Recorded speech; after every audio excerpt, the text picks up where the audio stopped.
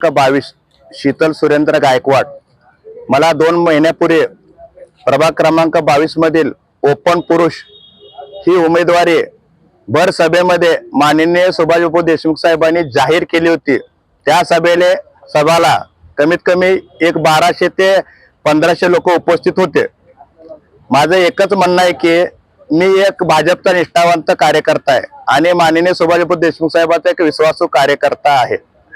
मला कोणतंही पद नाही। या प्रभाग क्रमांक 22 मध्ये या विजापूरच्या परिसरात मुख्यमंत्री सुशील कुमार शिंदे, उज्ज्वलाताई शिंदे, प्रणितीताई शिंदे यांचं मतदान होतं। एके वेळेसचा हा बालेकिल्ला होता काँग्रेसचा। इथं कुत्र बी उभारलं तर काँग्रेस निवडून येत होतं।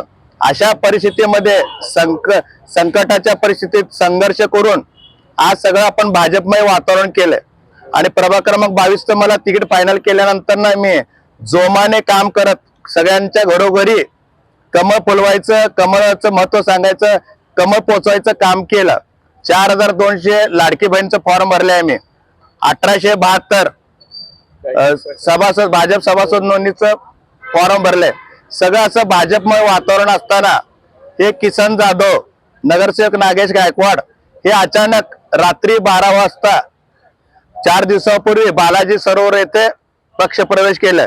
त्यापूर्वी 2 दिवसा अगोदरच आमचा एक चैत्राई लॉन्स राजसनगरला निर्धार मेळावा झाला। त्यावेळेस रोहिणीताई तडवळकर ताई हे उपस्थित होते, तसे सुभाषबाबू देशमुख साहेब पण उपस्थित होते। त्यावेळेस ठरलं होतं की नवीन कोणत्याही माणसांना पक्ष प्रवेश द्यायचा नाही, निष्ठावंत लोकांना आपण नगरसेवकाची उमेदवारी जाहीर करायचं आणि त्यांच्या पाठीशी राहायचं। काय मागणी आहे आणि पुढची भूमिका काय असणार आहे? आमची मागणी एकच आहे, जसं बापू साहेबांनी आमदार साहेबांनी तिकीट फायनल केलं मला भर सभेत, त्या शब्दाला मान देऊन जयकुमार गोरे साहेब पालकमंत्री, देवेंद्र दादा कोटे साहेब आणि सचिन दादा कल्याण शेट्टी साहेबांनी मला बी फॉर्म द्यावं आणि आमचे जे काय पुढचं काय करायचंय, काय निर्णय घ्यायचे, आमचे मार्गदर्शक सुभाषबाबू देशमुख साहेब, मनीषभाई देशमुख साहेब यांच्या मार्गदर्शनाखालीच आम्ही निर्णय घेणार आणि आम्ही भाजप मुळातच सोडणार नाही। या आलेल्या लोकांना परत पाठवून माझ्या कमळ माझ्या हातात बी फॉर्म द्यावं आणि मी लढायला त्यांच्या सोबत तयार आहे। त्यांनी राष्ट्रवादी घ्यावं, जनता जे उत्तर देईल त्याला आपण मान्य करू। उमेदवारी न दिल्यास काय भूमिका असेल तुमची? नाही, उमेदवारी 100% घेणारच।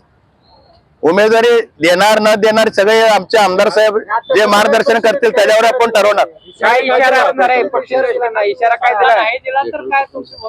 आता जर मला तिकीट नाही दिले, डावलायचा प्रयत्न केले, पक्ष कार्यालयाकडे जाऊन भाजप पक्ष कार्यालयाकडे जाऊन माझ्यासोबत 1000-1200 जे त्या दिवशी तिकीट फायनल करताना झोपडपट्टी मधले रहिवासी होते, अडाणी कार्यकर्ते होते, महिला ज्येष्ठ नागरिक लोक होते, त्यांना घेऊन रॉकेलचा डब्बा घेऊन 1000-1500 लोकांना घेऊन मी आत्मदहन करणार आहे आणि मला तिकीट पाहिजेत। मी जर तिकीट मिळालं तर मी निवडून किंवा निवडणुकीला उभारतो, जर मला तिकीट नाही मिळालं तर मी आत्मदहन करून मरतो तिथं भाजप कार्यालयाकडे। आज आमच्या ठीक आहे